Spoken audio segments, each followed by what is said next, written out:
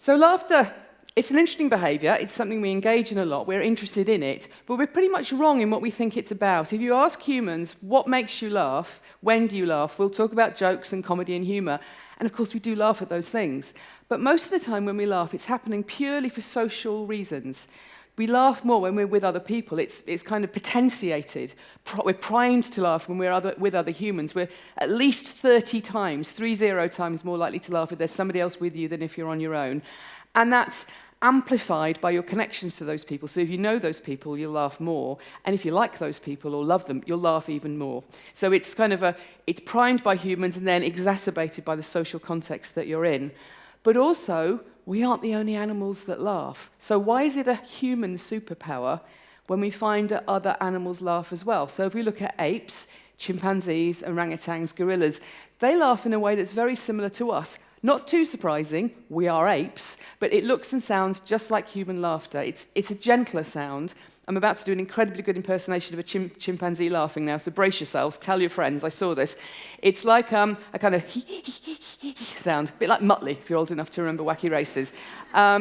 Okay, so apes laugh, we're apes. But it turns out other animals laugh. So in fact, scientists have very well described laughter in rats, just like humans and chimpanzees and other apes. It's often associated with tickling and with play.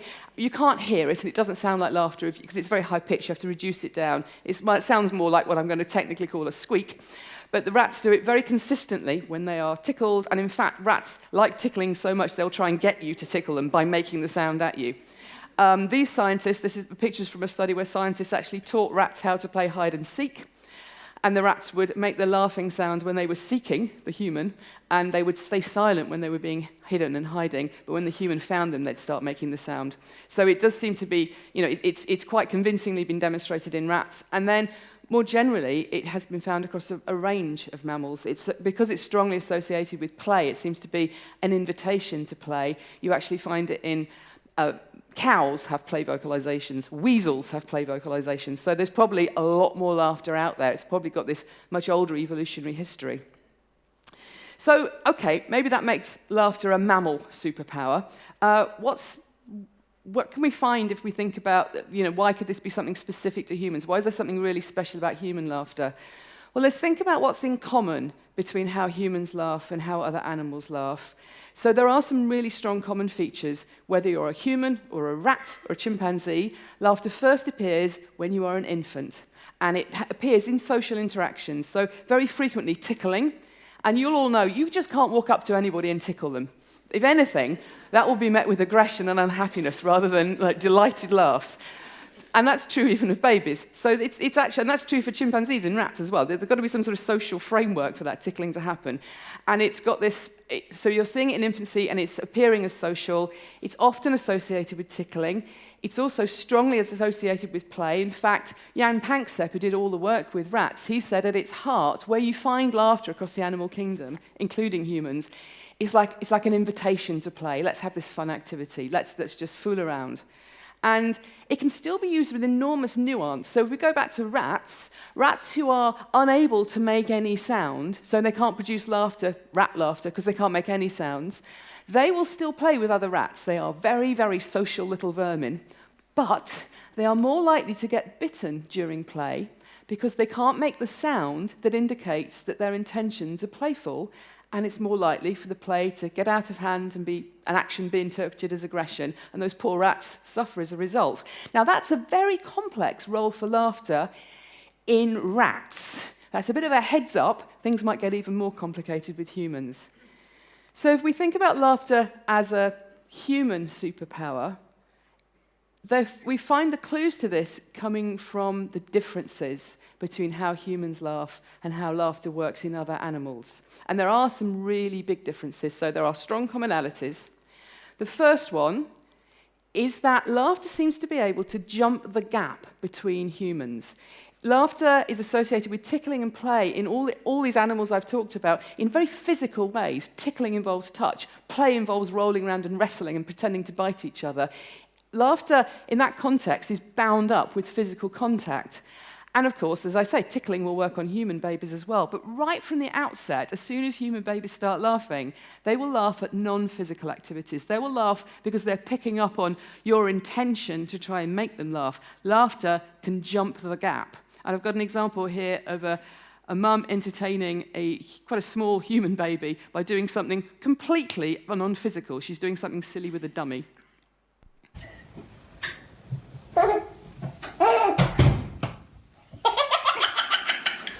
And that's killing it. What's this, Tommy? What's this?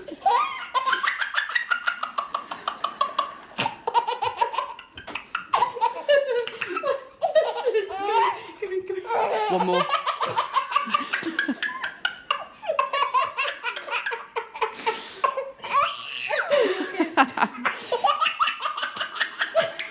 So non-physical activities will make human babies laugh, and that baby really was delighted by the fantastic game with the dummy. You'd kill for that kind of laughter in any audience.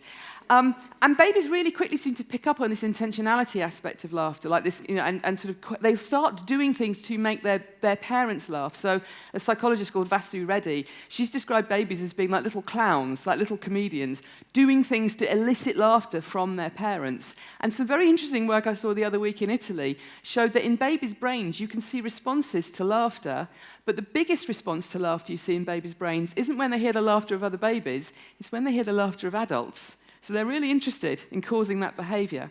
So we've got laughter jumping the gap, and babies seem to having an understanding of its meaning. And another big difference between human laughter and the laughter of other animals is laughter in humans is extremely loud. It is a very gentle sound in other apes. It's almost inaudible in rats, to us. And in humans, it goes very loud.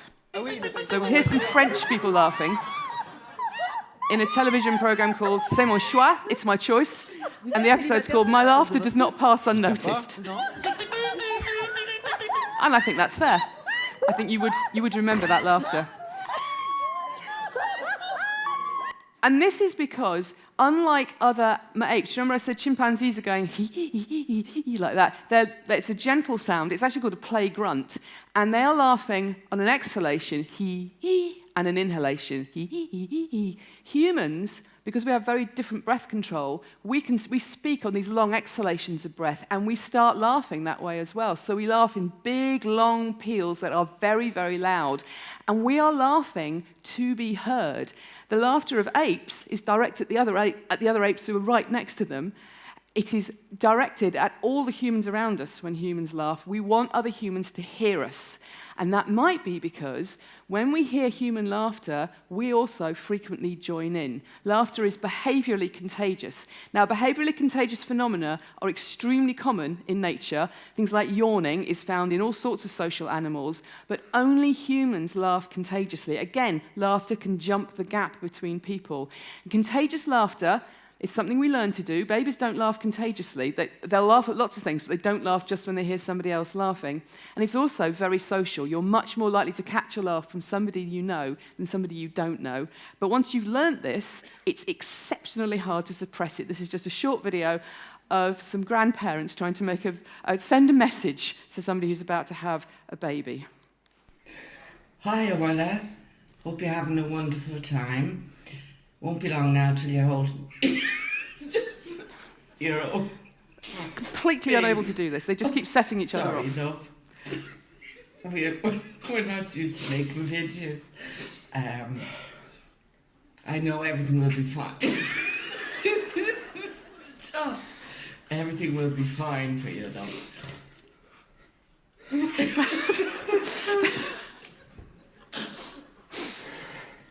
So what you have there is the power of contagion. If you watch the whole video, after a while they say, we've spent 20 minutes trying to do this, because they just keep setting each other off. But if you watch it carefully, it's not just that they're laughing. Any time one of them starts, the other one immediately joins in. The power of that behavioral contagion is absolutely extraordinary. So we've got laughter jumping the gap, laughter being loud, and this seems to contribute to laughter being something that humans do in this contagious way. So a lot of the laughter you produce is happening just because you've heard other people laughing. Another very big difference between humans and other animals is that only humans use humor. You find Laughter has this much older evolutionary history, as we've already seen, but you do not find examples of humour in the wild for other animals. I'll come back to an exception to this, but the closest you get is teasing, where a monkey might pull the tail of another monkey and then run away because that response will be met with aggression. As soon as humans appear on Earth, they start doing things to try to make other humans laugh, and that's humour. So anything in the written record, as soon as you find human writing, you'll find examples of jokes, you'll find graffiti. So humans seem to have produced this intentional act to get other humans to laugh, because there's lots of different theories about why things are funny, but the point is always to make other people laugh. If you do something humorous and somebody goes, "That is funny," that is not the reaction you're looking for. So just very quickly, the only example of humour that you do find in the animal kingdom is in animals that have contact with humans, who will frequently do things to make humans laugh. Big fan of elephants.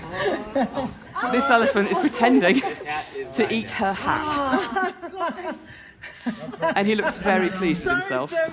My sister just gave me that hat. Say, please, ma. Please, ma, can I have my hat back? Please. Please, ma. Can you give it back? Yeah. So they're maybe like the infants. There's something that animals pick up on about human laughter. Even animals that are,